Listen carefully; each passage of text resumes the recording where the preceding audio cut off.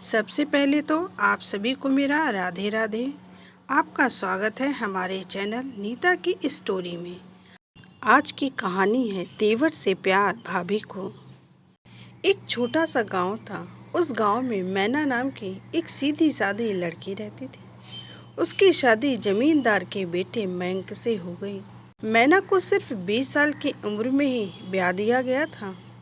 मयंक उम्र में मैना से 10 साल बड़ा था और अधिकतर समय शहर में ही रहता था। मैना घर गृहस्थी में रम गई थी, लेकिन उसका अकेलापन उसे भीतर से धीरे धीरे तोड़ रहा था। मयंक साल में मुश्किल से 2-3 बार ही गांव आता था।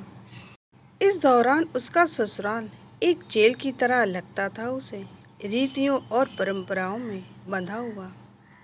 भानु उसका देवर केवल 16 साल का था, लेकिन उसमें उम्र से कहीं ज़्यादा समझदारी और संवेदनशीलता थी।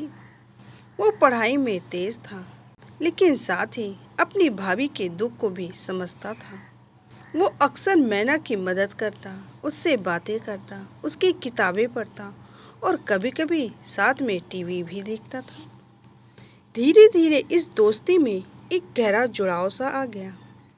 मैना को भानु में वो अपनापन और भावनात्मक सहारा मिला जो उसे अपने पति से कभी भी नहीं मिला।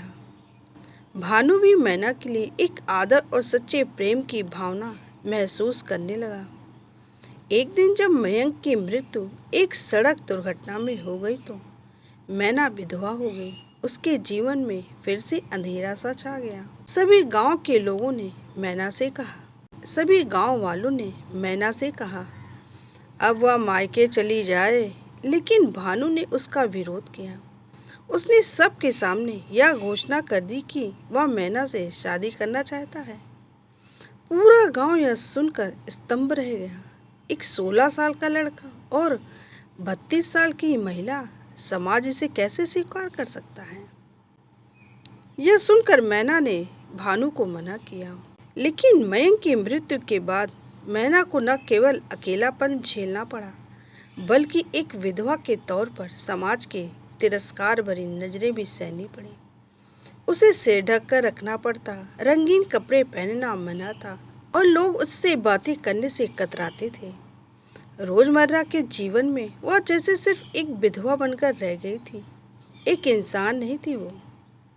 भानु ही एकमात्र व्यक्ति था जो उसकी आंखों में औरत की पहचान देखता था, मानवता देखता था। लेकिन मैना के मन में भारी द्वंद्व चल रहा था। क्या वह एक 15 साल के लड़के से जुड़ाव को स्वीकार कर सकती है?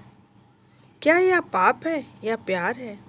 एक रात मैना ने अपनी पुरानी डायरी में लिखा, अगर मेरा दिल धड़कता है तो क्या मुझे प्यार करने का अधिकार नहीं? अगर उम्र ही सब कुछ है तो क्या मेरी उम्र की कैद में ही मेरा जीवन सड़ता रहेगा? जब भानु ने अपने माता पिता और गांव के पंचों के सामने यह कहा कि वह मैना से शादी करना चाहता है तो जैसे भूचाल सा आ गया। भानु के पिता ने उसे घर से निकाल देने की धमकी दी। माँ ने रो रो कर कहा, ये हमारे कुल की इज्जत का सवाल है बेटा। गांव के सरपंच ने कहा, हे राम, समाज के खिलाफ है ये सब बेटा। कुछ लोगों ने उसे चरित्रहीनता कहा, कुछ ने जादू टोना। मैना को कलंकनी कहा गया और उस पर अजीब अजीब आरोप लगाए गए। भानु उस समय नाबालिग था, इसलिए मैना और उस पर 50 एक्ट के तहत केस दर्ज किया गया। पुलिस आई और मैना को हिरासत में ले लिया गया। लेकिन केस के दौरान भानु ने कोर्ट में साफ कहा, मैं अपनी मर्जी से मैना भाभी से जुड़ा हूँ। उन्होंने कभी मेरा शोषण नहीं किया। मेरे माता पिता मुझे जबरदस्ती उनसे दूर करना चाहते हैं। इस पर यह सुनकर जज ने कहा, भानु नाबालिग है, इसलिए जब तक वह 18 साल का नहीं हो जाता किसी प्रकार की शादी का सहवास वैध नहीं है। कोर्ट ने मैना को जमानत दे दी, लेकिन यह साफ कहा कि भानु बालिग होने तक दोनों साथ नहीं रह सकते। यह मामला मीडिया में आ गया। तेवर से प्यार, भाभी ने की शादी की जिद। इस हेडलाइन ने टीवी चैनलों और सोशल मीडिया पर आग लगा दी। कुछ लोग इसे प्यार का नाम दे रहे थे तो कुछ लोग इसे गलत कह रहे थे।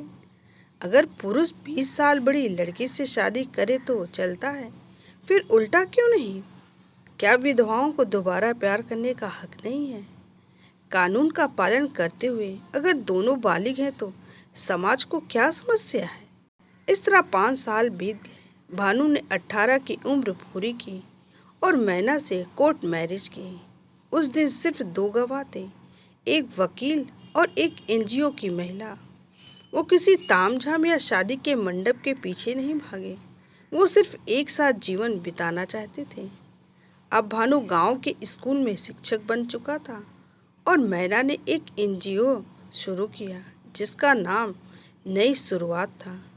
वह विधवाओं और परित्याग महिलाओं और घरेलू हिंसा के शिकार औरतों को आत्मनिर्भर बनाना सिखाती थी। धीरे धीरे गांव वालों का नजरिया भी बदल गया। पहले जो उन्हें पापी कहते थे अब उन्हें आदर्श कहने लगे।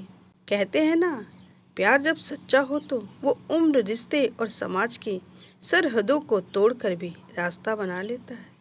यह कहानी समाज की सोच को आईना दिखाती है और उन आवाज़ों को बुलंद करती है जो डर के साए में दम तोड़ देती है।